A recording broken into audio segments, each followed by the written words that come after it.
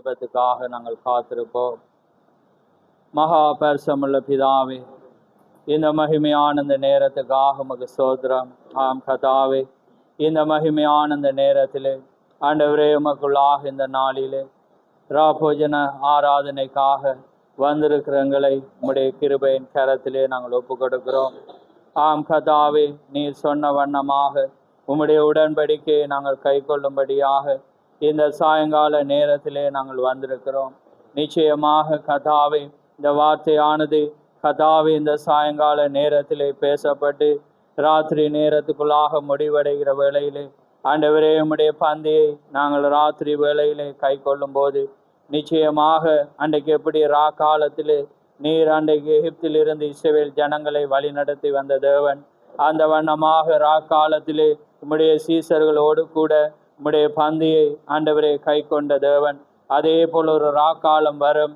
அந்த கால நேரத்துக்கு முன்பாக உம்முடைய ஜனங்களை ஆண்டவரே நீர் கூட்டி சேர்ப்பேன் என்று சொன்ன தேவன், அதனால் இந்த காலமாகி இந்த உலகத்திலே ஜனங்கள் இந்த காலத்திலே ஜீவிக்கிற வேளையிலே எங்களுக்கு ஒரு சாயங்கால வெளிச்சத்தை கொடுத்து கர்த்தாவே, அந்த வெளிச்சத்திலே நாங்கள் நடக்கவும் உம்முடைய வார்த்தை ஒன்று எங்களுக்கு வெளிச்சமாக இருக்கவும், இருளிலே நாங்கள் அகப்படாத வண்ணம் நாங்கள் வெளிச்சத்தின் பிள்ளைகளாக நடக்க நீர் எங்களுக்கு கொடுத்த மகத்தான இந்த வெளிச்சத்துக்காக உமக்கு ஸ்தோத்திரம்.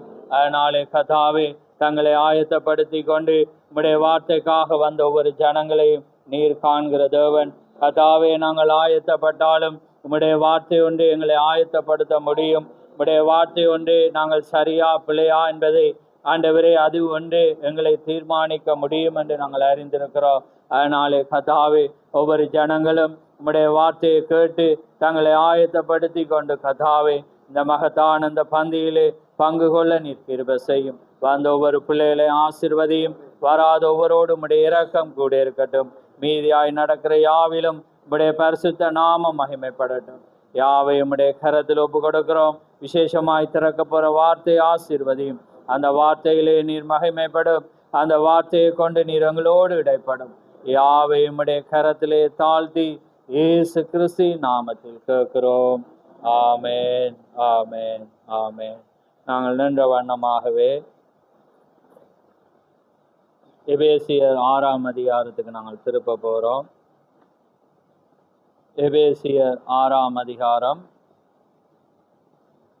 அதிலே நாங்கள் 12ஆம் வசனத்தை மாத்திரம் நாங்கள் வாசிக்க போகிறோம். எபேசியர் 6ஆம் அதிகாரம் 12ஆம் வசனம், 269வது பக்கம் புதிய ஏற்பாடு. 269ஆம் பக்கம் புதிய ஏற்பாடு, எபேசியர் 6ஆம் அதிகாரம் 12ஆம் வசனம் நான் வாசிக்கிறேன்.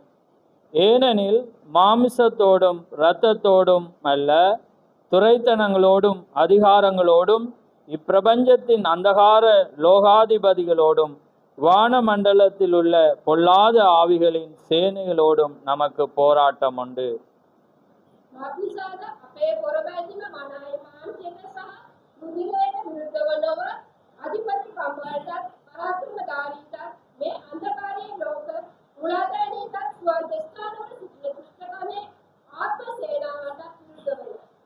ஆமேன், ஆமேன். யாவரும் அமர்ந்திருங்கள்.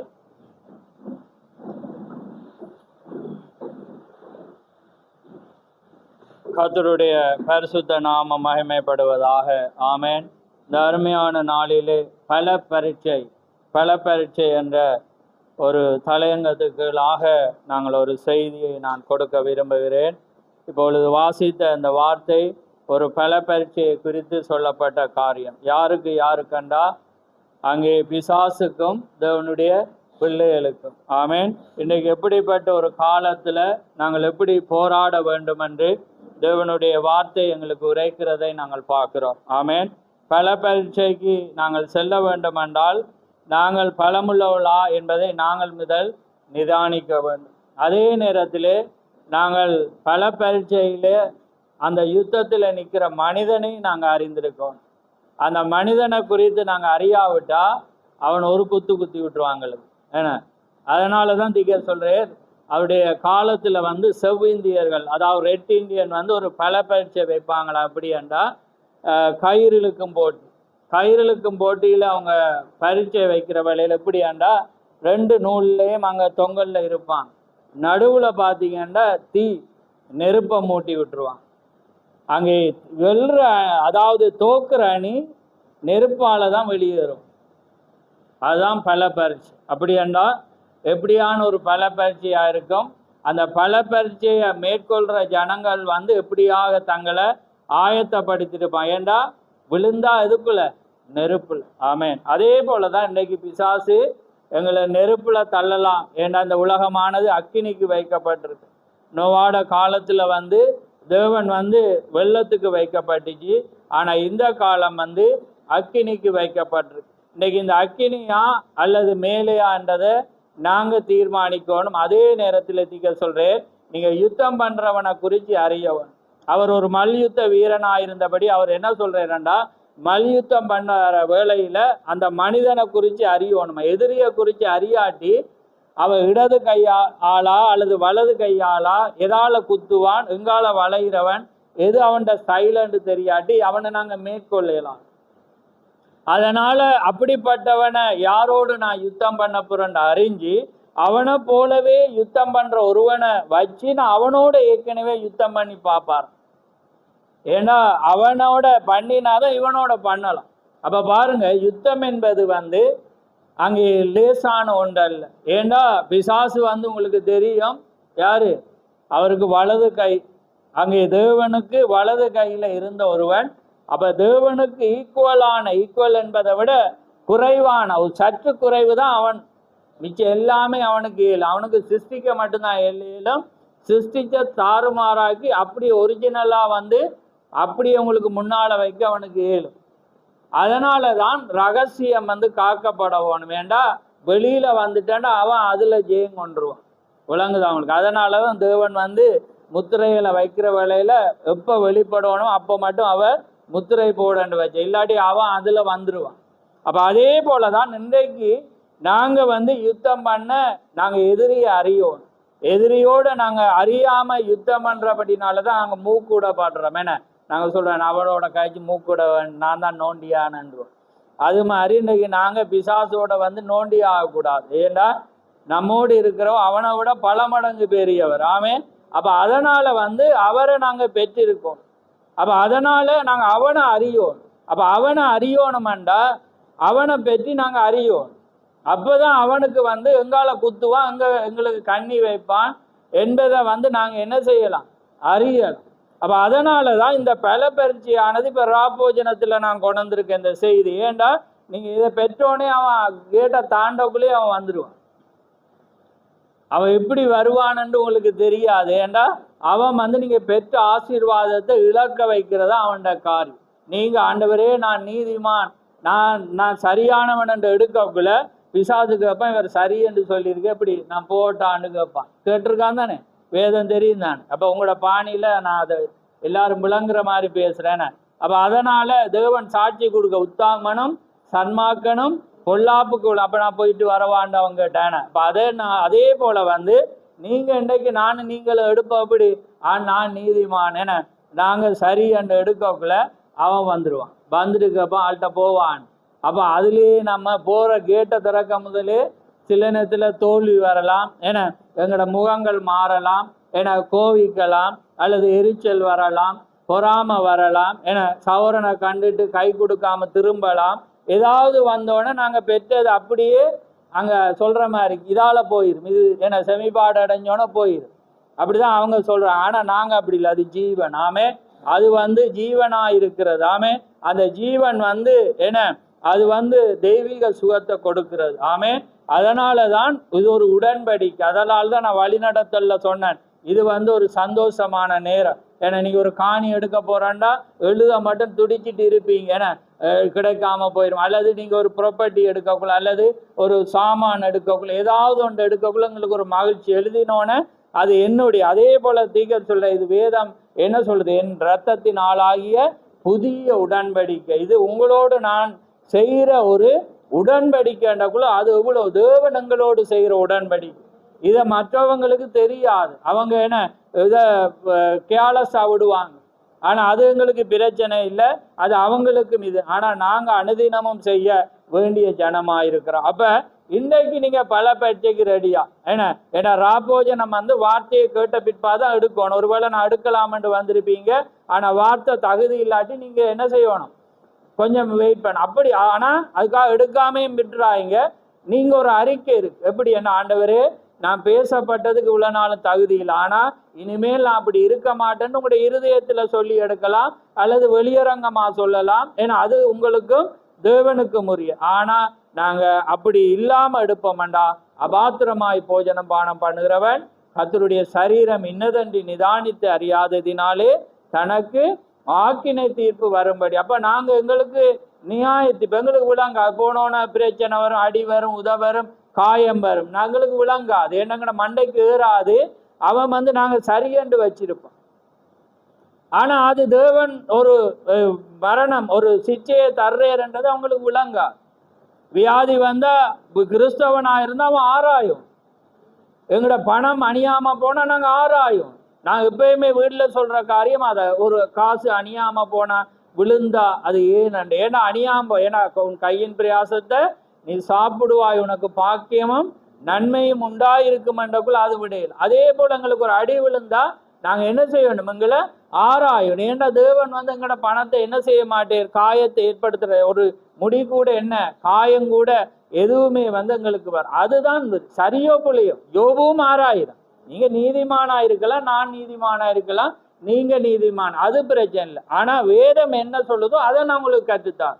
யோபுக்கு குற்றச்சாட்டு வருது, யோபுக்கும் சந்தேகம் வந்துட்டு என்ன செய்யறான், பார்க்கறான், ஆராய்ஞ்சி பார்க்கறான். ஆனா அவன் யாரு, உத்தமன் சன்மார்க்கன் பொல்லாப்புக்கு விலகுறவன். ஆனா அவனே ஆராய்ஞ்சி பார்க்கறான். அவன் பார்க்கறான், நேற்று ஜெபிச்சேன், அன்றைக்கு ஜெபிச்சேனா, பிள்ளைக்கு வந்து நான் ஆடு பழியிட்டேனா, முந்தநாத்தே நான் அதை செஞ்சிட்டேனே என்று பார்த்துட்டு திருப்தி வருது.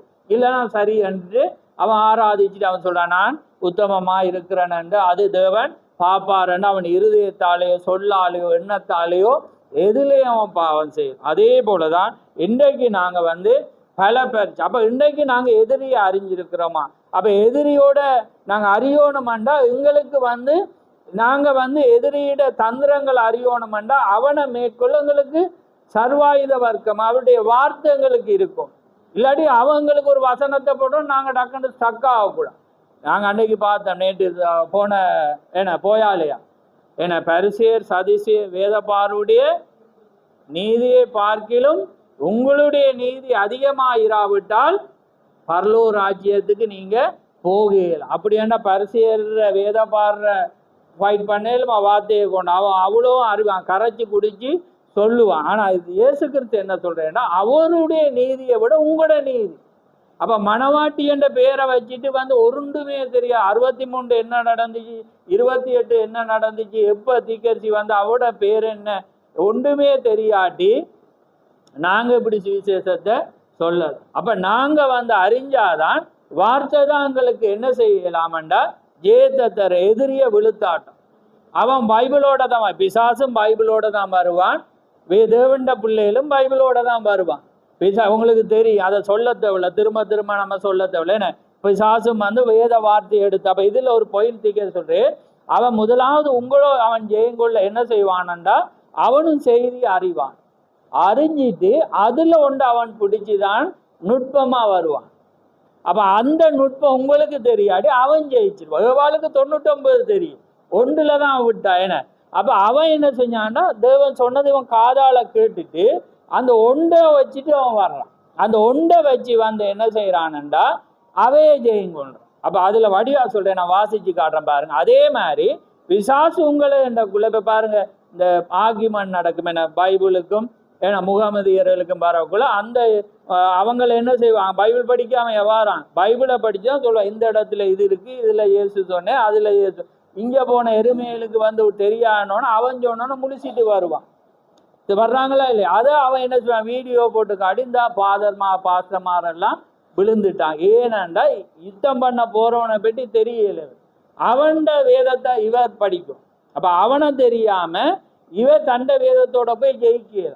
அவன்ட வீக்க நாங்க என்ன செய்யணும், அறியணும். அதே போலதான் இன்றைக்கு பிசாசு வந்து நாங்க பார்த்தோம், அன்றைக்கு அவன் வெளியே இருந்தான், அன்றைக்கு சபையில வந்துட்டான். ஏனண்டா அது ஆவியாகி 200 கோடி அசுத்த ஆவி ஐபிராத் நதி அண்டையில கட்டவிழ்க்கப்படுற வேளையில அந்த ஆவி எல்லாம் என்ன கேட்டுட்டு, அதாவது அனுமதி கேட்டு ஜனங்களுக்குள்ளால போய், அப்ப ஜனங்களுக்குள்ளால போய் அது மட்டும் அந்த தேவன் அந்த ஆவியை கட்டவிழ்க்கையில அந்த 2ஆம் உலக போருக்கு பிற்பாடு தேவன் என்ன செய்ய அந்த ஆவியை கட்டவிழ்த்தோன அந்த ஆவியெல்லாம் கிறிஸ்தவர்களுக்குள்ளால போய், இப்ப அந்த ஆவியெல்லாம் வந்து என்ன செய்யுதுன்னா மனித உருவுல அது எல்லாமே வந்து ஆலயத்துல வந்து அமர்ந்துச்சு. அப்ப அந்த அமர்ந்த ஜனங்களுக்கு தான் தேவண்ட வார்த்தை என்ன செய்யுது பிரசங்கிக்கப்படுற வேளையில அந்த அந்த ஆவியல் என்ன செய்யும் கடந்து போகும். அப்ப எங்களுக்கு வந்து இப்ப அவன் வெளியில ஆவியா இருக்க மாட்டான். அதான் தீக்க சொல்றேன், எவ்வளவு பழமொழி இருக்கா பிசாசு இல்லைன்னு. ஆனா தீக்க சொல்ற பரிசுத்த ஆவி எப்படி இருக்கிறது உண்மையோ அதே போல பிசாசும் இருக்கும். அதே போல பரிசுத்த ஆவி என்பது ஆவி அல்ல, பரிசுத்த ஆவி என்பது ஒரு பிரதி பெயர், அது ஒரு மனிதன். அதே போல ஆவியும் வந்து ஒரு மனிதனா இருக்கிறான். அப்ப அந்த மனிதன் என்றக்குள்ள அவன் எப்படி வாரான்னா அந்த ஆவி மனிதனுக்குள்ள வந்து மனிதனா வந்துதான் எங்களை எதிர்ப்பான். ஆவியா வந்து எதிர்க்கையில உங்களுக்கு அறையலாம், ஆனா மனிதன் அறையலாம் உங்களுக்கு. ஏன்னா அப்ப அந்த ஆவி என்ன செய்யும் உள்ள வந்தோடனதான் அடிக்கிறான், என்ன செய்யறான் அவங்களுக்கு கெடுதல் நினைக்கிறான், தீமை செய்யறான், அவங்களை விழுத்த விட்டணும்னு நினைக்கிறான். அப்ப எப்படி பரிசுத்த ஆவி பிரதி பெயர் ஒரு நபரோ அதே போலதான் பிசாசும் ஒரு நபர். அப்ப இப்ப உங்களுக்கு யுத்தம் வந்து எப்படி என்றா ஒரு நபரோட தான் இருக்க போது, ஆனா அது மாமிசமா இருக்காது, ஆவியில். ஏன்னா அந்த ஆவியை இனம் கண்டுதான் நீங்க என்ன செய்யணும். அப்ப அந்த நபர் உங்களுக்கு செய்யற அந்த எப்படி அவங்க உங்களை அட்டாக் பண்ணுவாங்கன்னா அவங்களோட தந்திரத்தை நீங்க அறிஞ்சாதான் அவங்க 1 வைக்க நீங்க 2 வைக்கணும், அவங்க 3 வைக்க நீங்க என்ன செய்யணும் 6 வைக்கணும். அப்படி வச்சாதான் மேற்கலாம். அந்த 3 நீங்க முறியடிக்கலாது. நீங்க அறியதான் நீங்க என்ன செய்யணும் கடந்து போகணும். அப்ப பாருங்க அதுதான் அன்னைக்கு என்ன செய்யறது பல பரீட்சை. ஏண்டா அந்த பல பரீட்சையை குறித்து நீங்க அறியாட்டி நீங்க தோத்துருவீங்க. எதிரி வந்து உங்களை என்ன செய்வாங்க ஜெயிச்சிடும். அதாலதான் இஸ்ரேல் வந்து மொசாட்டை வச்சு இன்னைக்கு இப்ப கிட்டல போன வாரம் 2-3 நாளைக்கு முதல்ல அடிச்சாங்க. எப்படியாண்டா 6 பேர் வந்து பயங்கர நபர்கள். அவங்க எப்படி இருக்கிறாங்கன்னா இப்போ நான் நினைக்கிறேன் 32 மாடியில குடியிருப்புல இருக்கிறாங்க. எத்தனையாவது மாடியிலன்னா 4ஆவது. அந்த மாடி எல்லாமே பார்த்தீங்கன்னா பக்கத்துல எப்படி ஒட்டின மாதிரி தான் எல்லாம் இருக்கு. இப்ப ஏற்கனவே அமெரிக்கா என்ன செய்யறது பொதுவா நின்று இஸ்ரேலில் குற்றஞ்சாட்டு அவங்க ஆரம்பிச்சுட்டாங்க. இஸ்ரேலுக்கு சப்போர்ட்டா இருந்தாலும் ஒரு தலைவன் வந்து நீதியா இருக்கணும்ன்றதுக்கு வாரம். அப்ப இவங்களுக்கு அடிச்சா என்ன செய்யும், 1 பில்டிங் அடிச்சா எல்லா பில்டிங் எப்படியா தரமட்டம் 32 பில்டிங் போனா அவ்வளோ பேரும் செத்துருவான். இப்ப அடிக்கணும் 4ஆவது மாடி. இப்போ அவங்க அங்க இருக்கிறாங்க, இஸ்ரேலில் இருக்கிறாங்க. அப்போ எப்படி அடிக்கிறான், அதுவும் ஃப்ளைட்டை கொண்டு தான் அடிக்கும். அவன் பார்க்குறாங்க ஃப்ளைட்டில் வாராங்க, ட்ரோன் இறக்கி 4ஆவது மாடிக்கு இறங்கி 4ஆவது மாடியை மட்டும் அடிச்சுட்டு அவன் போய் எல்லாரும் கையை வச்சுட்டு பார்க்குறான். ஏனண்டா அப்போ ஏனண்டா அவ்வளோ வந்து எதிரி எங்கே இருக்கிறான், எதிரிக்கு எப்படி அடிக்கணும்னு அவனுக்கு தெரிஞ்சபடி. இப்போ நாங்கள் அடித்தா மேலேருந்து போட்டிருந்தா அவ்வளோ பேருக்கு வந்து யுத்த குற்றமாகி என்ன செஞ்சிருக்கும் எல்லாமே கடந்து போய். அப்போ பாருங்க ஒரு எதிரியை தாக்குற வேளையில மற்றவங்களுக்கு தாக்குதல் இல்லாமல் பாருங்க அதுக்குள்ள இறங்கையும் இல்லை. அந்த ட்ரோனை அனுப்பி என்ன செய்கிறாங்க, மிசைல் அனுப்புகிறாங்க 4ஆவது மாடிக்கு. அதுக்கும் அளவான வெயிட். அப்போ அந்த 4ஆவது மாடி மட்டும் டேமேஜ் ஆகிறது. அதில் இருந்த 12 பேரும் சார். அப்போ பாருங்க எப்படிப்பட்ட உலகமே வந்து என்ன செய்யுதுண்டா இயங்குது. ஏன்னாண்டா அவங்களோட அவ்வளவு காரியத்தில் வந்து அந்த வண்ணமான அந்த மொசாட்டுடைய புலனாய்வு.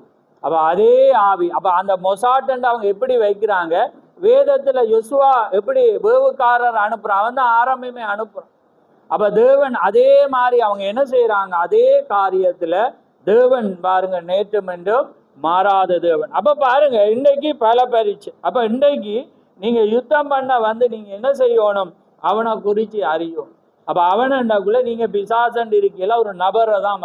அப்போ அந்த நபர் உங்களுக்குடைய காரியத்தில் எப்படி நீங்கள் பழகணும், எப்படி காரியம் என்றதை செய்யாட்டி நீங்கள் என்ன செய்யலாம், அது பிசாசை நீங்கள் ஜெயங்க இல்லையலாம். ஏனண்டா பாருங்க அதான் அதிக சொல்கிறேன் பல பற்றியானது பாருங்க செய்கிறோம் நாம் காலத்தில். அதான் நான் முன்னமே சொல்லிட்டேன் செவ்விந்தியர் ரைட். சாத்தானின் அந்த மிகுந்த பலம் சபையில் உள்ள தேவனுடைய மிகுந்த பலத்தை குறித்து நாம் பேச இருக்கிறோம். இந்த பெரிய போட்டி அநேக ஆண்டுகளாக நடந்து வருகிறது. அது பரலோகத்தில் தொடங்கினது. சாத்தான் பூமிக்கு உதைத்து தள்ளப்பட்டான். அப்பொழுது அவன் தேவனுடைய பிள்ளைகளுக்கு சத்ருவானான்.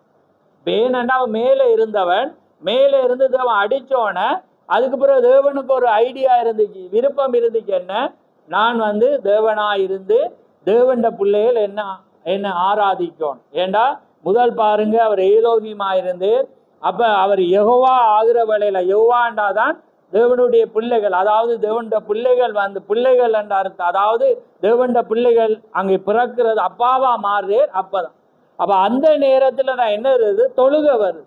அது மட்டும் என்ன வராது, தொழுக வராது. அப்ப தேவன் வர்ற வேளையில இவன் என்ன செய்யறான், மேலே இருந்த தேவன் ஆதாம சிருஷ்டிக்கிற வேளையில இவன் பார்த்தான் அவரை செய்யல, ஏன்னா அவர் பலமுள்ளவர். அப்ப இவன் பார்க்கிறான் என்னண்டா, தேவண்ட பிள்ளைய வந்து நாம் என்ன செய்யணும், அட்டாக் பண்ணணும். அப்ப அதனாலதான் பாருங்க, சாத்தான் பூமிக்கு உதைத்து தள்ளப்பட்டான். அப்பொழுது அவன் தேவனுடைய பிள்ளைகளுக்கு சத்ருவான. யாருக்கு சத்ருவாயிட்டான், தேவண்ட பிள்ளைகளுக்கு. வேற யாருக்கு, அவன்ட மற்ற உலகமெல்லாம் அவன்ட, அதால அவன் பேசாம இருக்கிறான். இப்ப யாருக்கு அண்ட, அதாலதான் நீங்க தேவண்ட பிள்ளையோ இல்லையோ, ரெண்டாவது நீங்க முதலாவது தேவ பக்தியா மனதா இருக்கக்குள்ளேயே துவங்கிடுவான். அப்படிதான் நிறைய கிறிஸ்டியன் பார்ப்பாங்க. உங்களை விட நல்ல கிறிஸ்டியன்கள்லாம் நம்ம கடவுளுக்குள்ள வரணும், என்ன நம்ம தேவ பக்தியா மாறணும் நினைக்கக்குள்ள இந்த அடி அடிச்சோன்னா அவங்க ஓடிடுவாங்க, வந்த திசை. ஆனா தேவண்ட பிள்ளைகள் மட்டும்தான் என்ன செய்வாங்க, நிலைச்சு நிற்பாங்க. ஏன்னா முடிவு பரியந்தம் நிலை நிற்பவனே ரட்சிக்கப்படுவான். எத்தனை பேர் வருவாங்க, வெளியே போவாங்க. ஆனா நீங்க கடைசி மட்டும் நிலை நிற்கிறவன் தான் ரட்சிக்கப்படுவான். நீங்க வரலாம், ஆரம்பத்துல அவங்களோட வேகங்களை பார்க்கல நாங்க சந்தோஷப்படுவோம், அதுக்காக பாராட்டக்கூடாது இல்லை. ஆனா முடிவுல பாருங்க, ஏதாவது ஒன்று வரும், வேலை வரும், அல்லது விவாகம் வரும், என்ன அல்லது ஏதாவது ஒன்று வரக்குள்ள, தொழில் வரக்குள்ள என்ன செய்திருவாங்க, விட்டு போயிடுவாங்க. ஆனா அது மட்டும் என்ன செய்வாங்க, சரியா இருப்பாங்க. அதே மாதிரிதான் வேதம் என்ன சொல்லுது, முடிவு பரியந்த நிலை நிற்பவன் தான் ரட்சிக்கப்படுவான். அப்ப தேவனுடைய பிள்ளைகளுக்கு சத்ருவான. அன்று முதற்கொண்டு அவன் தனது எல்லா பலத்தையும் யுக்தியையும் கையாண்டு தேவனுடைய பிள்ளைகளை தீயின் வழியாக அல்லது தீக்குள் தள்ள பார்க்கிறான். அப்ப அவன் அண்டையில இருந்து தேவண்ட பிள்ளைகளை என்ன செய்யறான், ஏதாவது ஒரு வழியில இவங்களை தள்ளோம். அப்ப அவன் என்ன செய்யறான், அவன் தந்திரத்தை அவன் ஏற்படுத்தணும்டா. நீங்க உங்களுக்கு என்ன தெரியணும், வார்த்தை. நீங்க வார்த்தையை தான் நீங்க அறியணும், வார்த்தையின் மேல வார்த்தை. அதனாலதான் தேவன் மணவாட்டியை வந்து வார்த்தையாக, ஒவ்வொரு வார்த்தையினாலும் பிழைப்பான மணவாட்டிக்கு வார்த்தை தெரியும். அதுதான் நான் உங்களுக்கு சொல்றேன். மணவாட்டி வந்து வார்த்தை அவளுக்கு வந்து தெரியான்னு சொல்லி, அவள் முழு வார்த்தையை அறிஞ்சாதான் பிசாசு வந்து ஒரு புலியான கோட்பாடை கொண்டு வருவான். இப்ப ராப்போஜனம் வைப்போமே, ராப்போஜனத்தை அப்படி இல்லைண்டா உங்களுக்குள்ள வந்து என்ன விழும், வித விழும். என்ன தேவண்ட வார்த்தை. அப்ப அன்றைக்கு பாத்தீங்கன்னா ஏவாளுக்கு வந்து கற்பத்துல தான் விழுந்துச்சு வித, விழுந்தோன்னு ஒரு பிள்ளைவர். ஆனா இன்றைக்கு வித எங்க விழுது, சிந்த. இன்றைக்கு வந்து கற்பப்பை வந்து சிந்தையாயிருக்கு. அப்போ உங்களுக்கு தெரியாட்டு ஒரு சாபனக்காரனுக்குள்ளேயே நீங்க மடையர் மாதிரி பின்னேரத்துல செய்யறீங்கன்னா உங்களுக்கு வார்த்தை தெரியாட்டி அது விழுந்துடும். விழுந்தோடனே நீங்க ரெண்டையும் யோசிக்கக்குள்ள அவன் இடையில வந்துடும். அதுக்கு பிறகு நீங்க என்ன செய்வீங்க, அவிசுவாசம் வந்துடும். அதுக்கு பிறகு வந்து உங்களுக்கு புரியாது. ஆனா தேவண்ட பிள்ளைகளுக்கு வார்த்தை தெரிஞ்சா நீங்க அப்பாலே போய் சாத்தானே இது தேவண்ட வார்த்தை, இந்த இடத்துல எடுத்து வாசியண்டா அவன் தோத்து போவான். புரியுதா உங்களுக்கு? அதான் பல பேர் சென்னைக்கு பிசாசு வந்து உங்களை வார்த்தையை வச்சுதான் வெளுத்தாட்டும். வார்த்தையை வச்சுதான் அது பரவாயில்ல, அந்த உடுப்பு போட்டா பரவாயில்ல, நாங்க அங்க போனா பரவாயில்ல, முடி எப்படி வெட்டினா பரவாயில்ல, ஏன்னா நாங்க அப்படி நடந்தா பரவாயில்ல, நாங்க அப்படி விவாகம் பண்ணா பரவாயில்ல, இப்படி போனா சபைக்கு வராட்டி பரவாயில்ல, ஏன்னா எல்லாத்துக்கும் வார்த்தை. ஏன்னா இன்னைக்கு நீங்க தேவனுடைய ஆலயமே பரிசுத்த, நீங்களே அந்த ஆலயம்னோட கொஞ்ச நாள் ஏன்னா ஆலயத்துக்கு வராம ஒரு புலியான விதை, ஆனா அதை நாங்க உடைச்சிட்டோம். ஏன்னா ஆனா அப்படியான ஆட்கள் என்ன செய்யறாங்க, வராம இருக்கிறாங்க. நிறைய பேர் வந்து ஆனா சில பேர் மீண்டு வர்றாங்க தேவண்ட வார்த்தை. அதே போலதான் ராப்போஜன். ஏன்னா நான் வருமளவும் நீங்க என்ன செய்யுங்க, இதை பானம் பண்ணுங்கன்னா 63ஆம் ஆண்டு அவர் வந்தபடினால அதோட ஸ்டொப் ஆயிடுச்சு. அப்ப அதுவும் வார்த்தை தான். ஆனா அவர் எப்படி வருவேர் என்றதை அது தெரியும். அவர் எப்படி ஆவியின் ரூபத்துல தான் வந்தேரோலிய, ஆனா மாமிச ரூபில அவர் எங்களை மேல எடுத்து அங்க கொடுத்துதான் அது முடியும். ஏன்னா அவர் அங்க சொல்றேன், நான் பிதாவினுடைய ராஜ்யத்துல நான் அங்க பானம் பண்ண மாட்டேன், நான் இந்த ரசத்தை பானம் பண்ணுவது. அப்ப அங்க வந்தோடனே அந்த சஃபர், அப்படியான ஆங்கிலத்துல சஃபர், அங்க என்ன திருவிருந்து ராப்போஜனம் என்ன செய்யறோம் அங்க கொடுத்துதான் அவங்களை அழைக்கிறேன். அப்ப இங்கேயே முடிஞ்சு அங்க தேவையில்லை தான். புரியுதா உங்களுக்கு? அப்ப என்ன அங்க இருக்கிற, அதாலதான் தேவன் என்ன செய்யற, பரலோகத்தின் மாதிரியில தான் பூமியில அவர் செய்யற. அப்ப அது வந்து முடிவு பெறாது. ரைட். அப்ப பாருங்க, பாருங்க, குத்துச்சண்டை வீரன் போட்டிக்கு பயிற்சி பெறுவது போல் குத்து சண்டை போட்டியின் அவன் எதிரியை சந்திக்க போகிறான். ஒரு நல்ல குத்துச்சண்டை வீரன் அவனுடைய எதிரியை குறித்து நன்றாய் ஆராயிறான். அப்ப அதனாலதான் நான் உங்களுக்கு சொல்றேன், இப்ப நாங்க ஏன் இன்னொருவர் உபதேசம் கொண்டு வந்தோம், நாங்க அவங்களை ஏன் ஆராயிறதண்டா, அவங்கள நாங்க கத்தறி நாங்க அதை வச்சு போதிக்க இல்லை, அவங்க எதுல அவங்க வாராங்க, எதை கொண்டு வாரோம். அப்ப பாருங்க, ஒரு நல்ல குத்துச்சண்டை வீரன் அவனுடைய எதிரியை குறித்து நன்றாய் ஆராயிறான். அவனுடைய குத்துக்களை குறித்து அவன் எங்கு நகர்ந்து சண்டை செய்கிறான் என்றும், அவன் முன்னால் குனிகிறானா பின்னால் சாயிறானா என்று, அவன் வலது கை குத்து சண்டைக்காரனா இடது கை குத்து சண்டைக்காரனா என்றெல்லாம் ஆராய்ந்து அறிந்து கொள்கிறான். பிறகு அவன் உண்மையிலே நல்ல குத்து சண்டைக்காரனா இருந்தால், பாருங்க அதான் சொல்ல, அவனும் நல்ல சண்டைக்காரனா இருந்தால் அவனுடைய எதிரியை போல சண்டையிடும் குத்து சண்டை கூட்டாளி ஒருவனை தேர்ந்தெடுத்து அவனோடு சண்டையிட்டு பழகுறான்.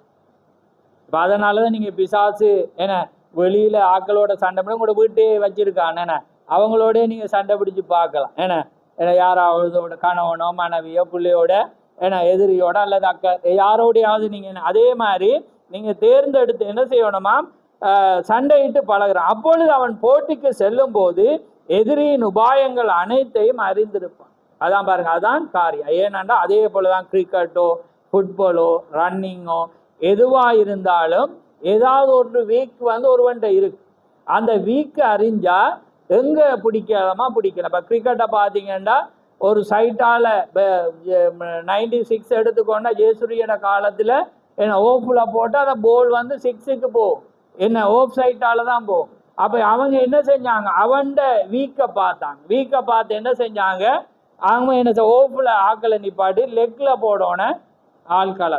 ஏனென்றா அது அவர்களுடைய நுட்பம். ஏன்னா இவன் அடிக்கிறவன் அவங்க அறியோன். அதே போலதான் நீங்க எதிரிய அறியாம நீங்க அவனோட வெல்லவே இயலாது. அப்ப எதிரிய அறியோணும், எதிரி எந்த கோட்பாடை கொண்டு வரானோ அப்ப உங்களுக்கு அவன்ட கோட்பாட்டை அறிஞ்சு உங்களுக்கு வேதம் தெரிஞ்சாதான் நீங்க என்ன செய்வீங்க, அவனை நீங்க எதிர்க்கலாம். ரைட். அப்ப பாருங்க,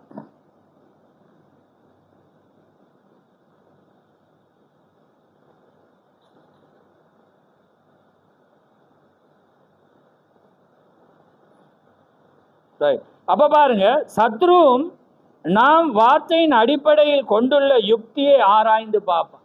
இப்ப அவன் என்ன செய்வானாம், இப்ப நீங்க இப்ப இப்படி கொமினியனை நடத்துறீங்கன்னா இவங்க எப்படி எதை வச்சு செய்யறாங்கன்னா அவனும் பார்ப்பானாம். பாருங்க, சத்ருவும் நாம் வார்த்தையின் அடிப்படையில் கொண்டுள்ள யுக்தியை ஆராய்ந்து பார்ப்பான். சாத்தான் அது அனைத்தையும் பரிபூர்ணமா ஆராய்ந்து படித்து விட்டு, அதையெல்லாம் பார்த்து படித்து விட்டு, அது அனைத்தையும் ஆராய்ந்து படித்து விட்டு முடிவிலே ஏவாளிடம் தனது மிகச்சிறந்த யுக்தியை கையாண்டான். அதுதான் வார்த்தை அறிவை கொண்டு யோசிப்பதாகும். நீங்களும் தேவனுடைய வார்த்தையை யோசித்து பார்க்க கூடாது. அதே மாதிரிதான் இப்ப பாருங்க, நாங்க எப்படி செய்யறோம்னு ஆக்கள் இன்றைக்கு பார்த்துட்டு சொல்றாங்க என்னன்னா, நாங்க ஏன் ஒரு கப்புல பல கப்புலையும் கொடுக்கலாம். ஏன்னா தீக்கரிசி சில சபையில என்ன செஞ்சிருக்கு, பல கப்புல கொடுத்துருக்கு. அப்ப அதுக்கு முன்னால நாங்க எப்படி செய்யறோம்னு என்ன செய்யறாங்க இன்னைக்கு பார்க்கிறாங்க. ஆனா வார்த்தை என்ன செய்யறது, ஒரு பாத்திரம் என்று எழுதினா அதோடு அது முடியும். அவர் தீக்கரிசி ஏன் அந்த நேரத்தில் அவர் அப்படி கொடுத்தார் என்றது அது அவருக்கு மாத்திரம்தான் தெரியும். வார்த்தை எதை சொல்லுது, ஒரு பாத்திரம் என்றா முடியுது. ஏன்னா இதை வெளிப்படுத்தி காட்டுறேன்டா உங்களுக்கு அந்த அடிப்படை. இப்ப உதாரணத்துக்கு ஏன் நான் இதை சொல்றேன்னா பாருங்க, சத்ருவும் நாம் வார்த்தையின் அடிப்படையில் கொண்டுள்ள யுக்தியை ஆராய்ந்து பார்ப்போம். நாங்க வார்த்தையின் அடிப்படையில எதை செய்யறோமோ எதிரி பார்ப்பான். இன்னைக்கு என்ன கொமாண்டா பார்த்தீங்கன்னா தெரியும், 12 கொமாண்ட் ஒரு ஆள் போட்டிருக்கு இங்கிலீஷ்ல. ஏன்னாண்டா நம்ம ஸ்தாபனமாமட்டு திரும்பவும் போட்டிருக்கு. ஏன்டா இந்த ஆபிரகாமுடைய காரை. அப்ப நாங்க ஒன்றுமே பேசு அது அவங்களுக்கும் தேவனுக்குமே. ஏன்னாண்டா அவங்க ஃபுல்லா பார்க்கிறபடினால அப்ப ஏனண்டா அந்த ராபோஜனத்துக்கு எதிரான ஆள் தான். அப்ப ஏனண்டா அவர் மிலேனியம் 1000 அரசாட்சி நித்தியத்துல இருக்கிறோம், தேவனோடு இருக்கிறபடியா. ஆனா இங்க கல்யாணம் முடிக்கலாம், வீடு கட்டி எல்லாம் செய்யறாங்க. ஆனா கொமினியனும் மட்டும் தேவனோட நித்தியத்துல இருக்கிறாங்க. விளங்குதா உங்களுக்கு? பிள்ளை பெறதுல இருந்து எல்லாமே இருக்கு. அப்ப ஏன் நித்தியத்துல இருக்கிறான் அதெல்லாம் செய்யறீங்க, இதை மட்டும் தேவையில்லைன்ட்டு இருக்கிறான். சரி, அப்ப அதை விடுங்க. அப்ப ஏன் நான் இப்ப சொல்றேன்டா, பாருங்க, சத்ருவும் கவனமா பாருங்க, சத்ருவும் நாம் வார்த்தையின் அடிப்படையில் கொண்டுள்ள யுக்தியை ஆராய்ந்து பார்ப்போம். இப்ப நாங்க எப்படி இதை செய்யறோம், சரியா செய்யறோம் ஆராய்ந்து பார்த்து, சாத்தான் அனைத்தையும் பரிபூர்ணமா ஆராய்ந்து படித்து விட்டு, அவனும் படிப்பான், படிச்சு விட்டு முடிவில் ஏவாளிடம் தனது மிக சிறந்த யுக்தியை கையான். அப்ப அவன் என்ன சொன்னான், தேவன் இப்படி வச்சிட்டு, ஏன்னா அவர் அங்க கனிய வச்சுட்டு, ஏன்னா அங்க பழத்தை வச்சுட்டு, அந்த இடத்தை வச்சுட்டு, ஏன்னா நான் உன் முன்னுக்கு சொன்ன மாதிரி இது எல்லாரும் இருக்கப்படியே சொல்ல இயலாது. தேவன் ஒரு இனப்பெருக்கத்தை கொண்டு வர்ற மாதிரி சிஸ்டத்தை வச்சுட்டு அதை செய்ய வேணாமன்ட்டு தடுத்தபடினால இவன் அங்க வாரான். இவன் பார்த்துட்டு அவன் சொல்றான், இப்படி எல்லாமே சிஸ்டத்தை வச்சுட்டு அவர் தடை செய்யாம இருக்க மாட்டேன். புரியுதா உங்களுக்கு? நான் சொல்ல வேறு மேலதையும் அவன் பிரசங்கிக்கையில உங்களுக்கு புரியுமென்னு நினைக்கிறேன், நான் இது தாண்டி போவேன். அப்ப அதனால பாருங்க, அவ பார்த்தபடியே தான் அவனுக்கு தெரியுது. அப்ப அவன் என்ன செய்யறான், பார்த்துட்டு அவர் சொல்ற இதை படைச்சிட்டு தேவன் வந்து இதை சொல்லாம விட மாட்டேறன்னு சொன்னோன்னே ஏவாள் என்ன செய்யற, யோசிச்சு பாரு, சரிதானே என்ன இப்ப நாங்க எப்படி இனப்பெருக்கம் வருது அது மாதிரி அது இருக்குது. ஆனா அது மூலம் வேணாமன்ட்டு தேவன் என்ன செஞ்சு நிப்பாட்டி வச்சு. அப்ப அவன் சொன்னா தேவன் இப்படி படைச்சிட்டு செய்ய மாட்டேன். இப்ப பிசாசு கொமினியனுக்கு அப்படி வாரான், அதே மாதிரிதான் பாரு. அவன் சொல்றான், சரி ஒரு கப் இருக்கட்டும் பரவாயில்ல, ஏன்னா பல கப்புல கொடுத்தாலும் அது வெளிப்பாடு ஒன்றுதானேன்னு வாரானா இல்லையான்னு சொல்லுங்க. நான் என்ன சொல்ல, அதே பிசாசு இன்றைக்கும் இருக்கா இல்லையான்னு சொல்லுங்க. அதே பிசாசு தான் என்ன செய்யுது, பல கப்பை கொண்டு வருது, ராத்திரி தேவையில்லைன்றது, கால் கழுவ தேவையில்லைன்றது. அது சொல்லுது வெளிப்பாடு தான், நீங்க ஏற்றுக்கொண்டா சரி, அது சரிதான், எங்களுக்கும் தெரியுதான். கால் கழுவுறதால பரலோகம் போயிடலான்னு எங்களுக்கும் தெரியுதான். ஆனா நாங்க என்ன செய்யணும், அதை வெளிப்பாடை தள்ளி போட்டு கழுவாம இருந்தா, இயேசு கிறிஸ்து சிம்பிளா சொல்லிட்டு, நீ கழுவாட்டி பங்கு இல்லைன்னு அவர் சொல்லிட்டு, நீ சந்தர்ப்பத்தில் இப்ப நீங்க நான் இப்ப எடுக்கிற செய்தியில பாத்தீங்கன்னா கால் கழுவேல் ஒரு இடத்துல ஒரு சந்தர்ப்பத்துக்கா என்னண்டா அன்னைக்கு ஆயத்தப்படுத்திட்டாங்க, தண்ணி இல்லாம. அப்ப என்ன நடக்குமெண்டா, தண்ணி இல்லாததுக்காக ராப்போஜனத்தை நிப்பாட்டி இல்லாம செய்யறத செஞ்சு போட்டு அதை விசுவாசிச்சுட்டு போறாங்க. புரியுதா நான் சொல்ல வாரு? அதுக்காக அவர் கால் கழுவாம போனேன்னு நான் வெளிப்பாட கொண்டு இல்லாத விளங்குத எல்லாம் இருக்கு வேதத்துல. எப்படி எல்லாம் பேலன்ஸ் விடுபடுகிற மாதிரி தீர்க்கதரிசியோட மெசேஜ்லயும் இருக்கு. அதை தான் இன்றைக்கு என்ன செய்யறான், பிசாசு பிடிச்சிட்டு வாரான். அவன் சொல்றான், சரி பரவாயில்ல, நாங்களும் அதை விசுவாசிக்கிறோம். ஏன்னா இதுல எடுத்தா என்ன ஏண்டா, அது என்னது பிசாசு தான். ஏன்னா அதே மாதிரிதான் பாருங்க, அதுக்காக நான் அந்த வசனத்தை அவங்களுக்கா இல்லை உங்களுக்கு இந்த வெளிப்பாடை கொண்டு வரணும்னு தான் நான் இதை வாசிக்கிறேன். பாரு, யுக்தி ஆராய்ந்து பார்த்து சாத்தான் அதை அனைத்தையும் பரிபூர்ணமா ஆராய்ந்து படித்து விட்டு முடிவிலே ஏவாளிடம் தனது மிக சிறந்த யுக்தியை அவன் கையாண்ட. பாத்தீங்க சரியா இல்லையா? தேவன் படைச்சிருக்கே தானே, அது மூலம் வருந்தானே. அப்ப அவன் சொல்றான், நீங்க அதனால கொல்ல மாட்டே என்று சொன்னோன்னே இவங்க செய்து பார்த்தாங்க, வந்துட்டு. அப்ப என்ன நடந்துச்சு, அவன் சொன்னது சரி, ஆனா தேவன் சொன்ன அப்படி வேணாம். ஆனா அவர் ஏன் அப்படி என்றா வைக்கணுமெண்டா அவருக்கு தெரியும். அதுக்கு பிறகு பிக்ஸ் பண்ண இல்லாதானே, அவர் இவங்க விழுவாங்கன்னு அவருக்கு தெரியும். ஏன்னா அவர் யெகோவா ஈரே, யெகோவா ரஃபா என எல்லாமா அவர் வரணும். ஏன்னா அவர் வந்து மரிக்கணும். ஏன்னா அவர் திட்டத்தில் அவர் தெரியும் இவங்க விழுவாங்கன்றபடியா அவர் என்ன செஞ்சுட்டு அந்த சிஸ்டத்தை வந்து வச்சுட்டு, இவன் அந்த சிஸ்டத்தை எடுத்து காட்டினான். பார்த்தா சரி மாதிரி இருந்துச்சு. ஆனா என்ன நடந்துச்சு, பிரச்சனை. ஏன்னா தேவண்ட வார்த்தைக்கு மேல நாங்க அவர் சொல்லக்குள்ளதான் நாங்க செய்யணும். அவர் வேணாமண்டா நிக்கணும், இடண்டா நாங்க எடுப்போம். அதுதான் தேவண்ட வார்த்தை. அவருக்கு ஒரு எல்லையை வச்சிருக்கு. சமுத்திரத்துக்கு வைக்கிறதானே பாருங்க, இவ்வளோ பெரிய சமுத்திரம், அதுக்கு ஒரு எல்லையை வச்சு அதை தாண்டி வருது இல்லை தானே பாரு. அது அப்படியே தான், கடலுக்கு ஒரு எல்லையை வச்சிருக்கு. வேதம் சொல்லுது அப்படியே தான் நிக்குது.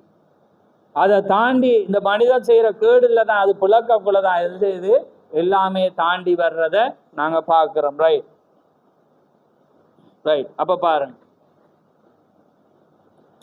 பாருங்க, நீங்கள் தேவனுடைய வார்த்தையை யோசித்து பார்க்க கூடாது, அதை அப்படியே விசுவாசிங்க. தேவனுடைய வார்த்தை என்ன அவர் எழுதி எங்களுக்கு வேதாமத்துல தந்திருக்கிற ஒரு பாத்திரம், நீங்க போஜனம் பண்ணின பின்பு அந்தபடியே என்ன பாத்திரத்தை எடுத்து சீசருடைய காலை அப்படியே வருது, நாங்க அப்படியே செஞ்சுட்டு போவோம். ஏன்னா எங்களுக்கு வேறொரு ஆள் விளக்கம் தரத்தவில்லை. ஏன்னா தேவண்ட வார்த்தை எழுதப்பட்ட வண்ணமாக நாங்க விசுவாசிக்கும். மேலதிகமா செய்யறா எங்களுக்கு பிரச்சனை இல்லை தான், பிரச்சனையா? ஏன்னா இல்லை, நாங்க ஏண்டா தேவண்ட காரியத்துல நாங்க செய்யும் போது அது தேவனுடைய. இன்றைக்கு அநேகர் கவனிங்க பாருங்க, பிசாசு என்று ஒன்று கிடையாது என்கின்றன. ஆக்கள் என்ன சொல்றாங்கன்னா பிசாசு ஒன்று கிடையாது, அது ஏதோ ஒரு எண்ணம் என்று அவர்கள் எண்ணுகிறாங்க. அதாவது அவங்க சொல்ற பரிசுத்த ஆவி என்பது அவங்க சொல்றாங்க ஸ்தாபனம் சொல்லி நல்ல எண்ணம். உங்களுக்கு நல்ல எண்ணம் இருந்தா பரிசுத்த ஆவி இருக்கு. நீங்க ஏழைகளுக்கு உதவி செய்யணும், ஏன்னா அவங்களுக்கு செய்யணும், நீங்க அன்பு பாராட்டினா அது நல்ல எண்ணம், அது பரிசுத்த ஆவி. ஆனா வேதம் என்ன சொல்லுது, நீ நல்ல அவன் என்ன செஞ்சான், எல்லா கற்பனையை கண்டு பரிசுத்த ஆவி இல்லை. ஏன்னா தேவன் எழுதப்பட்ட வார்த்தையில ஒன்றை விட்டுட்டான். ஏன்னா அவன் 10 கற்பனையில கை கொண்டு விட்டான். அதே மாதிரி அவனுக்கு நல்ல எண்ணம் இருந்துச்சு, நல்லது இருந்துச்சு. ஆனா வார்த்தையை தேவன் சொன்ன வார்த்தைக்கு கீழ்ப்படியில் என்று அவர் சொல்றே தானே, நீ போய் அதை செய். அதே போல பாருங்க, பரிசுத்த ஆவி என்பது ஒரு நல்ல எண்ணம் என்று உள்ளன. ஆனால் நீங்கள் கவனிப்பீர்களானால் வேதாகமம் பரிசுத்த ஆவியை குறித்து உரைக்கும் போது பரிசுத்த ஆவியாகி அவர் வரும்போது என்கின்றது.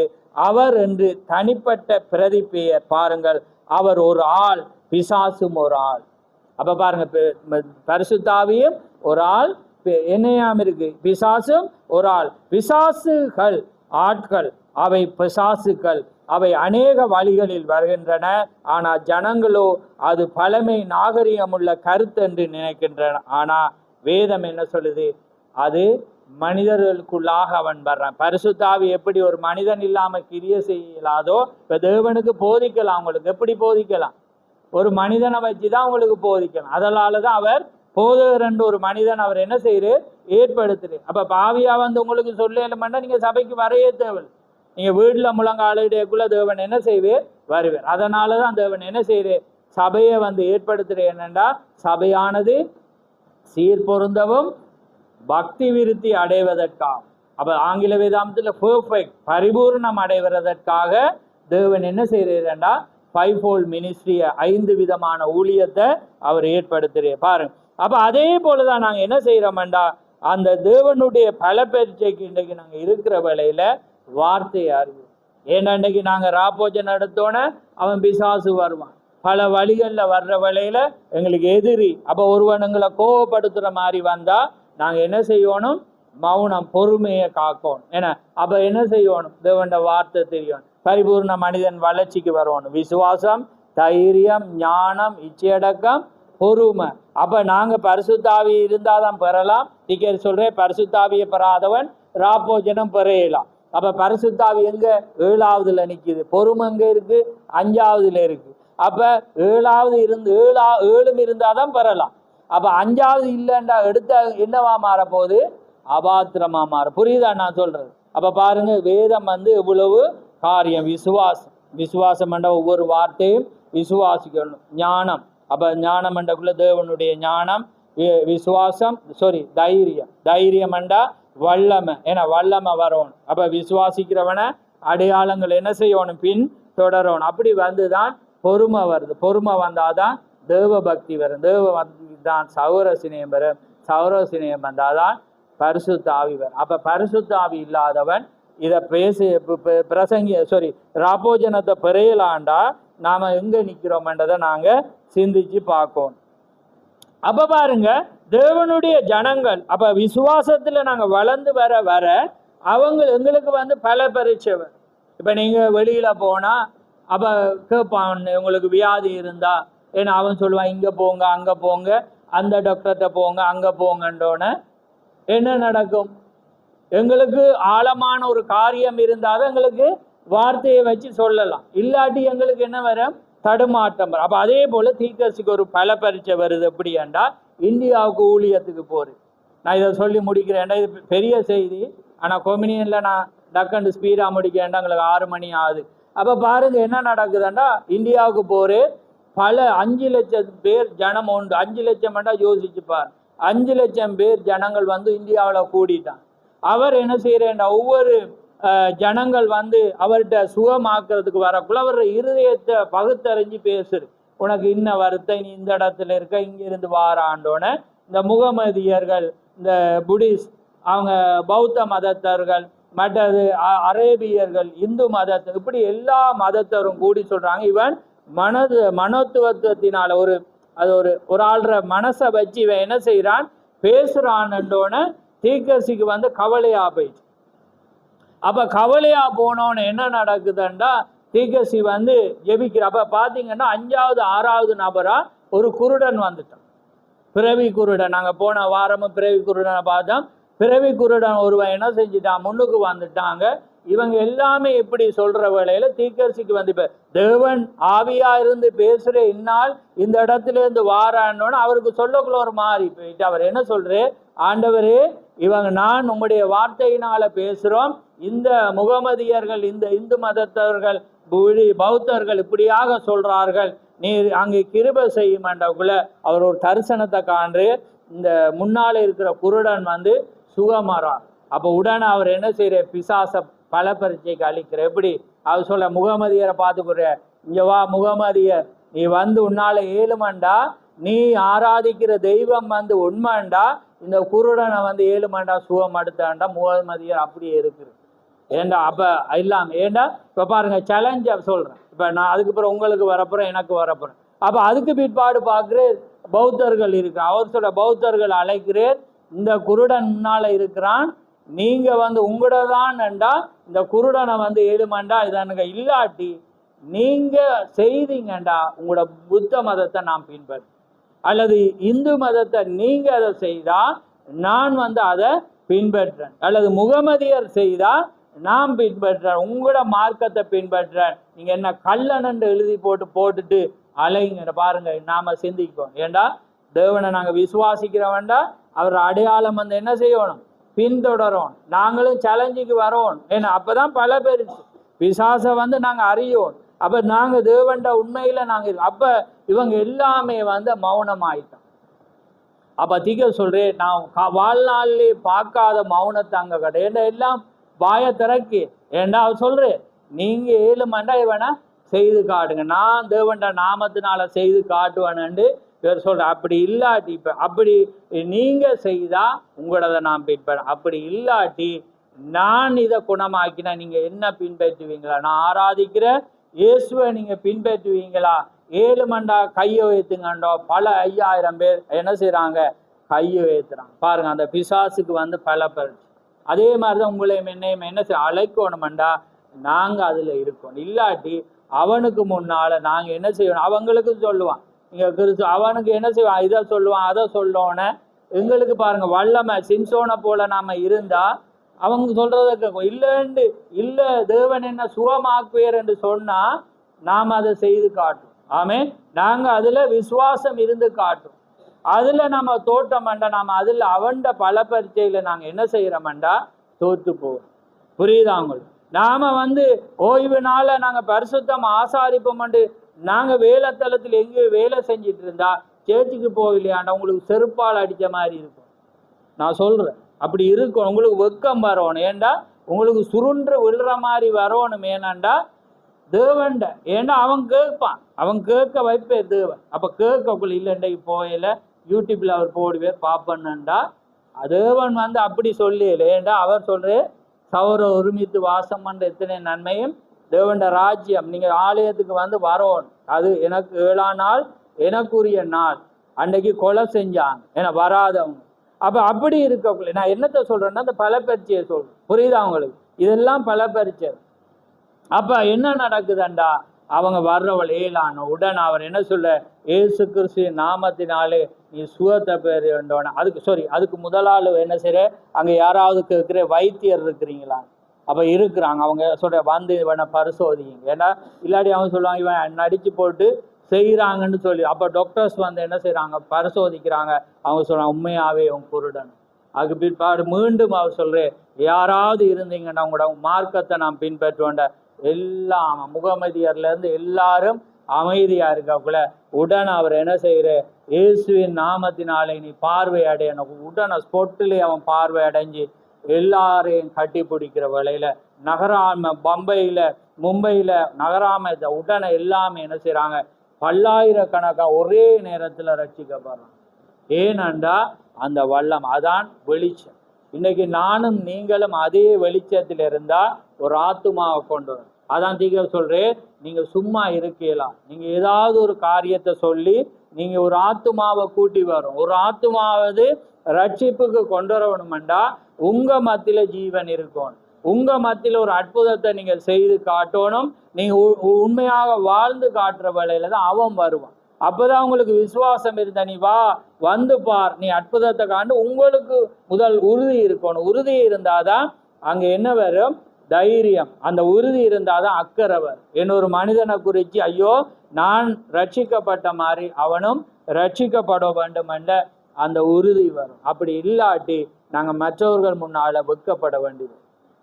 ஏன்னா அதுதான் நான் பார்க்கிறேன். ஏன்னா நாம தோல்வி அடைகிற நேரத்துல அவன் எங்களை அவனுங்களுக்கு ஐடியா சொல்ல வரக்கூடாது. ஏண்டா நாங்கள் அவருடைய தழும்புகளால் நாங்கள் குணமானோம்டா அந்த வார்த்தையை நாங்கள் விசுவாசிக்கிறோம்டா நாங்கள் என்ன செய்யணும்? அது இருக்கணும். அதற்கான அந்த இயற்கையாவார சின்ன அதுகளை நான் சொல்லல, மேலான அதில் நாங்கள் விசுவாசம் வச்சு நாங்கள் அதை என்ன செய்யணும்? ஜெயித்து காட்டும். அது எனக்கும் வரலாம், உங்களுக்கும் வரலாம். அது பல பேர் விசுவாசத்தின் அடிப்படையில் அவர் பலருக்கு பல விதமாக கொடுக்கு. ஏன்னா அது அவருடைய கிருபையாக இருக்கிறார். அது எங்களுக்கு தெரியும். எனக்கு வேறொரு பிரச்சனையை தருவேன், உங்களுக்கு ஒரு வேற பிரச்சனையை தருவேன், உங்களுக்கு இன்னொரு பிரச்சனை தரும். ஆனால் எல்லாமே நாங்கள் தேவனை பிடிச்சு கொள்ளும். ஆமே. பிசாசு ஜெயங்கொள்ள அவன் ஆலோசனைக்கு எதிரி தேவன் ஆலோசனையை சொல்ல நாங்கள் இடமே கொடுக்க கூடாது. ஆமே. நாங்கள் சொல்லணும், நாங்கள் அவரை தேவன் என்ன பார்த்து கொள்ளுவார். ஆமே. தேவன் எல்லாமே என்ன பார்த்து எந்த ஜீவனை நான் போனாலும் நான் அவரை நான் தரிசிப்பேன். அதுதான் என்ன செய்வேன்? என் கண்ணால நான் பார்ப்பேன். அதான் யோபு சொல்றான், என் மாமிசம் தோல் முதல் ஆனவைகள் அழிந்து போனாலும் என் மாமிசத்தில் இருந்து என் சொந்த கண்ணால நான் அவரை பார்ப்பேன். பாருங்க எப்படி எங்கேயுமே போயிடும். அவன் அதிலே உட்கார்ந்து அவனுக்கு கட்டி அவ்வளோ கட்டி ஓட எடுத்து பாருங்க, சொரிஞ்சு அந்த இடத்திலே இருக்கும். அவங்க எத்தனையோ ஆலோசனை சொல்றாங்க, ஒன்றுமே செய்ய. அவன் சொல்றான் எல்லாமே தேவன்ட மாத்திரம் என்ன செய்யறான்? ஜெபிச்சு அவங்க என்ன செய்யறான்? காரியங்களை சொல்லி இருந்துட்டு கடைசியாக தேவன் ஒரு தரிசனத்தை காட்டினோன்னு அவன் உயிர் தெழுதலை காண்றான். ஆமே. தேவன் வருகிறத காண்றவள் அவன் சொல்றான், நான் என் மேய்ப்பர் உயிரோடு இருக்கிறார். ஆமே. பாருங்க, என் மேய்ப்பர் உயிரோடு இருக்கிறார், கடைசி நாளிலே அவர் வருவார். என் தோல் முதல் ஆனவைகள் அழிந்து போனாலும் என் மாமிசத்தில் இருந்து நான் அவரை பார்ப்பேன். எவ்வளவு பட்ட விசுவாசம் ஆக்கள் என்ன பைத்தியமன். அவன் தரிசனம் அவனுக்கு மட்டும்தான் தேவன் தரிசனத்துல காண்பிச்சு அவன் வெளியரங்கமா என்ன செய்யறான்? அறிக்கை பண்ணினான். அதே வண்ணமாக இயேசு கிறிஸ்து 2000 ஆண்டுகளுக்கு முன்பாக வந்த யோபுவும் அங்க உயிரோடு எழுந்து. ஆமே. யோபு, ஆபிரகாம் எல்லாமே உயிரோடு எழும்பி விட்டுட்டான். இப்ப இந்த கடைசி பேச்சில பவுல்ல இருந்து, அதாவது புதிய ஏற்பாட்டின் பரிசுத்தவான்கள் அதாவது இயேசு கிறிஸ்து மரிச்சு பிற்பாடு இருக்கிற ஒவ்வொருவரும் கல்லறையில, தீர்க்கதரிசி கூட கல்லறையில தான் இருக்கு. பவுல், பேதுரு, 12 அப்போஸ்தலர்களும் நம்மை அல்லாமல் பூரணமாக. ஆமே. நாங்க ஒருவேளை இந்த காலத்துல தேவன் வருவாரண்டா எங்களோட பொடி ஒருமை பொழுதுல மறுரூபமாக முதல் இந்த பரிசுத்தவான்கள் எங்களை தரிசிக்க வருவாங்க. அப்ப நாங்க பேண்டு ஓடக்கூடாது. அதுக்காக தான் நான் சொல்றேன், இந்த போட்டோ, சில பேர் சொல்லுவாங்க போட்டோ வைக்கக்கூடாது. இந்த நவீன காலத்துல அவரை எடுத்தபடியா இப்படி வரக்குள்ள, இல்லாட்டி இந்த தீக்கசியை தெரியாட்டி என்ன சொல்லுவீங்க? அங்க போற ஒரு மொட்டையர்வாரு இரவேல வருதுன்னு என்னட்ட ஜெபிக்க வந்துடுவீங்க. தீக்கசியை தெரிஞ்சா ஐயோ பிரண்ணாம் வந்துருன்னு பயப்பட மாட்டீங்க. அதுக்காக பிசாசு சொல்லிட்டு வருவான், கவனமா அவன் வேடம் மட்டும் வருவான். அதனால நீங்க அந்த காலத்துக்குள்ளால கவனமா இருக்கணும். அப்ப அதே போல பவுலை தெரிஞ்சாதான் நீங்க பவுல் உங்களை அப்ப நேசிச்சவங்க வர்ற வேளையில நீங்க அவரை இதுக்கெல்லாம் வெளிப்பாடு தெரியும். ஆமே. அப்ப உங்களை மறிச்ச நீங்க கண்டாக்களை தெரிஞ்சாதான் அவங்க வர்ற வழியை நீங்க அறியலாம். அப்ப எந்த நேரம் காணுவீங்க? Loss angel. அதான் நான் சொன்னேன், முன்னுக்கு வந்தா பிசாசு வருவேன். ஏண்டா லூத்தரன் வேதத்தை படிச்சுட்டு இருக்கக்குள்ள என்ன யார் இருக்கிற ஒரு பிசாசு நிற்கிறான், கிரீடத்தை போட்டு இயேசு மாறிய நிற்கிறான். அப்ப அவர் அவர் வேதம் படித்தபடி அவருக்கு தெரியும். பாருங்க, அந்த காலத்திலே அவர் வேதத்தை படித்தபடியா அவருக்கு தெரியும். தாவீதின் குமாரனா வரக்குள்ளதான் அவருக்கு கிரீடம் கொடுக்கப்படும். யாருக்கு கொடுப்பாங்க அந்த கிரீடத்தை? மணவாட்டி தான் கொடுப்பாங்க. அப்ப இவன் வாராண்டோன்னு அவர் உடனே இயேசுவண்டு பார்த்துட்டு கும்பிடாம அப்பாலே போ சாத்தானே என்றோன்னு பார்த்தீங்கன்னா அது பிசாசு கருப்பா மாறி அவன் போறான். அப்ப நாங்க என்ன செஞ்சிருவோம்? வேதம் தெரியும். அதான் நான் இந்த செய்தியே வேதம் தெரியும் உங்களுக்கு. அதான் பரிசியர் வேத பாரடைய நீதியை விட அதிகமா நீங்க அறியும். வேதத்தை இரவும் பகலும் வேதத்தில் தியானமாயிருக்கிற மனுஷன் பாக்கியவான். அப்போ அப்படி இருந்தாதான் லூத்தரன் மாதிரி இப்போ நீங்கள் வந்திருந்தா நீங்கள் நான் ஏசப்பாவை கண்டா பட்டயத்தோட இந்த ஸ்தாபனக்காரன் புடுறான் பாருங்க. ஏன்னா நீங்கள் ஏஞ்சல் டிவியை திறந்து அவன் சொல்லுவான், ஏன்னா அங்கே பரலோகம் போனாவா அவர் பட்டயத்தோட இருந்தேராம், ஏன்னா கிரீடத்தை அதே பச்சை கல்ல போய் அவருக்கு பட்டயமும் கொடுக்கப்படும், கிரீடம் எப்போ கொடுக்கணும் மணவாடி. ஏன்னா அப்போதான் அவர் அரசாழ்வார், பூமியில் அரசாழ்ல வேளையில தான் அவருக்கு பட்டயம் வேதம் சாட்சிப்பது. அப்போ வெளிப்பட வேதம் தெரிஞ்சபடியா அன்றைக்கு அந்த மாட்டின் என்ன செய்யற தப்பின்னு அப்பாலே போய் இல்லாட வஞ்சிக்கப்பட்டு அப்பாலே போய் சாத்தானேன்றோன்னா அது உருவம் மாறி அது கடந்து போகுது. அப்போ அதே போலதான் இன்றைக்கு நீங்க தேவண்ட வார்த்தையை நீங்க அறிஞ்சாதான் பல பரீட்சைக்கு பிசாசு வருவான். அவன் நீங்க தேவனுக்குள்ள நெருங்க நெருங்க அவன் பல வழியில வருவான். உங்களுக்கு சொற்பனத்துல நேரா வார மாதிரி காட்டுவான். அப்ப எல்லாமே வரும். அப்ப அதனாலதான் வார்த்தை. அப்ப உங்களுக்கு தீர்க்கதரிசிய பவுல பேதுருவ உங்களுக்கு முன்னால வாழ்ந்த பரிசுத்தவான தெரிஞ்சிருந்தாதான் அங்கே லொஸ் ஏஞ்சல் தண்ணீருக்குள்ள தாழக்குள்ள இது ஸ்டார்டிங் ஆயிரும். அப்ப ஸ்டார்டிங் ஆயிரும் என்னண்டா பூமி ஆட்சி ஏற்படக்குள்ள முழு உலகமே அசைகிற வேளையில மரிச்ச பரிசுத்தவான்கள் உயிரோடு. அப்ப நீங்க சடுனா காண்பீங்க. அவங்க 40 நாள் இந்த பூமியில உலாவுவாங்க. 40 நாளும் நீங்க அவங்கள காண்பீங்க, அவங்க எல்லாம் போவாங்க. அப்போ உங்களுக்கு ஆயுதம். அப்ப நீங்க காண்றீங்கண்டா நீங்க என்ன இருந்தீங்க, நீங்க ஆயத்தப்பட. அப்ப அவங்க உங்களை தேற்றுவாங்க. அப்ப தேற்றுற வேளையில 40 நாள் ஊழியம் முடிஞ்ச மணவாட்டிக்கு பெரிய ஊழியம் இருக்கும். முடிஞ்ச பிற்பாடு ஒரு இமைப்பொழுதுல நீங்களும் நானும் என்ன செய்வோம், மேல போவோம். அப்ப அதுக்கு வார்த்தை தெரிஞ்சாதான் நீங்க பயப்படாம அந்த நாளை எதிர்பார்த்து கொண்டு அந்த நாள்ல இப்ப வந்தா நான் அவரை கண்ட இவரை கண்டான்னு நீங்க பொய்ய சொல்லுவீங்க. ஏன்னா அது இப்ப வராது. எப்ப வருவாங்க மரிச்ச பரிசுத்தவான்கள்டா அந்த நாள்ல. அப்ப அந்த நாள்ல வர்ற வேளையில தான் நீங்க அவரை காண்பீங்க. அந்த நேரத்துல நீங்க தேவனோடு கூட போவீங்க. ஏன்னா நாங்கள் இறுதி நேரத்துல வந்துட்டோம். அதனால பல பரீட்சை இன்றைக்கும் வருவான், பல வழியில வருவான். வார்த்தை அறியணும், நீங்க உங்களை காத்து கொள்ளணும். நீங்க அதுல நடக்கும்போது தான் தேவன் உங்களை ஆசீர்வதிப்பாரா. அதனால நாங்க ஒரு பாடல் பாடப்படும். அதுக்கு பிற்பாடு நாங்கள் வேதத்தை வாசித்து நாங்கள் கடந்து போவோம்.